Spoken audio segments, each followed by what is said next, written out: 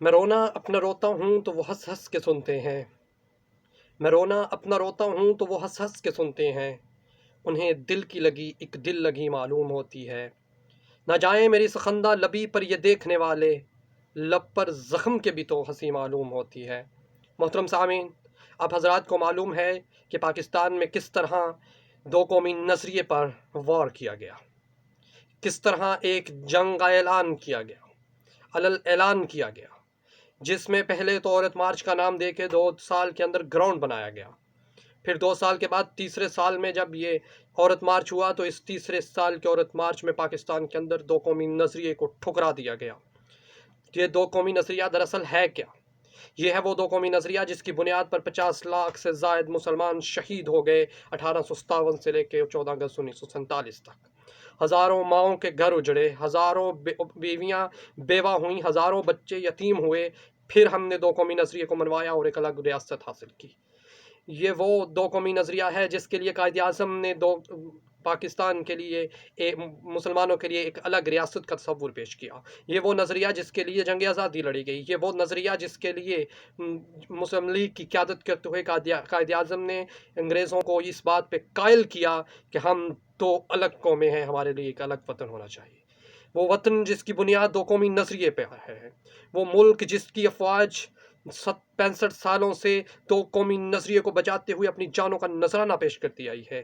یہ وہ دو قومی نظریہ ہے جس کے لیے ہم نے انڈیا سے متعدد بار جنگیں لڑیں، جس کے لیے آج بھی ہمارے بارڈر پر کشیدگی رہتی ہے، جس کے لیے ہم نے راشد مہرواز، لالک جان سمیت کئی اہم غیور جوانوں کو شہید کروایا۔ کیا آج ہمیں 65 سال یا 70 سال کے بعد یہ سمجھ آیا کہ دو قومی نظریہ غلط تھا؟ تو مجھے بتائیے کہاں ہے میرے وہ فوجی جوانوں کی شہادتوں کا صلہ؟ کیوں وہ بارڈروں پہ مرتے رہے اگر دو قومی نظریہ تھا ہی نہیں؟ کیوں وہ دنیا کے اندر پاکستان کے ایک تشخص کو واضح کرتے رہے؟ اور پھر مجھے بتائیے کہ اس ایسے ملک کے اندر بیٹھ کے کوئی یہ بات کہے کہ دو قومی نظریے کو ہم نہیں مانتے، کہ جس ملک کے آئین اور قانون کے مطابق پاکستان ایک اسلامی جمہوریہ پاکستان ہے۔ ایک بات کو ہمیں ذہن نشین کر لینا چاہیے، پاکستان کا نام پاکستان تیسرے نہج پہ آتا ہے، پہلا حصہ اسلامی ہے، اس کے بعد پھر جمہوریت کا نظریہ ہے، اس کے بعد پھر پاکستان وطن کا ہمارے کا ایک آئیکن نیم، ٹائٹل نیم ہم نے مختص کیا۔ میں اب ان 3 الفاظ کو لے کے چلنا چاہتا ہوں۔ کیا عورت مارچ اسلامی کا روایات کے مطابق تھا؟ کیا ہم جنس پرستی اسلام میں اجازت ہے؟ کیا عورت کی آزادی کے نام پہ فحاشی، عریانی اور بدچلن کردار کو عام کرنا شرعی قوانین کے مطابق ہے؟ تو بالکل نہیں ہے۔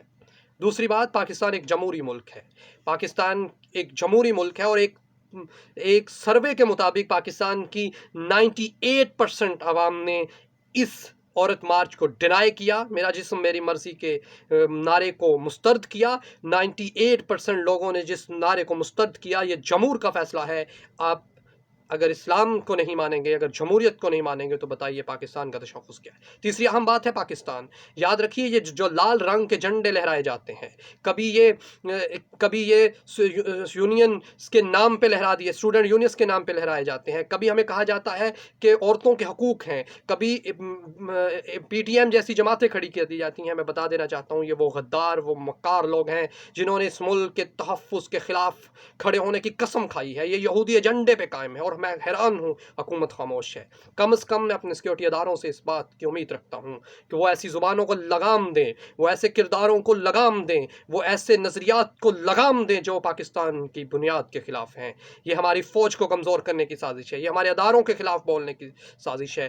2% طبقے کے لیے میڈیا پہ بیٹھ کے پاکستانی فوج کے خلاف بولا گیا، پاکستان کے نظریات کے خلاف بولا گیا۔ یہ ماروی سرمد جو ہر تیسرے دن بیٹھ کے پاکستانی فوج کے خلاف بولتی ہے، آرمی کو کرٹیسائز کرتی ہے، بلوچستان کو متاثر بنانے کی کوشش کرتی ہے، خدا را پی ٹی ایم کے لال جھنڈوں کو بند کرو۔ خدا را پاکستان کے اندر ایسے دو قومی نظریے کے خلاف کھڑے ہونے والے اور پاکستان کے آئین کے خلاف کھڑے ہونے والوں کو بند کرو۔ اور مزید اگر اس طرح کے لوگوں کو روکا نہ گیا تو پھر وہ وقت دور نہیں کہ جب اکثریت بازور قوت ان کو روک لے گی۔ ہم نہ تو اپنی فوج کی توہین برداشت کریں گے، اور نہ ہی اپنے وطن کے نظریات اور اساس کی توہین برداشت کریں گے۔ شکریہ.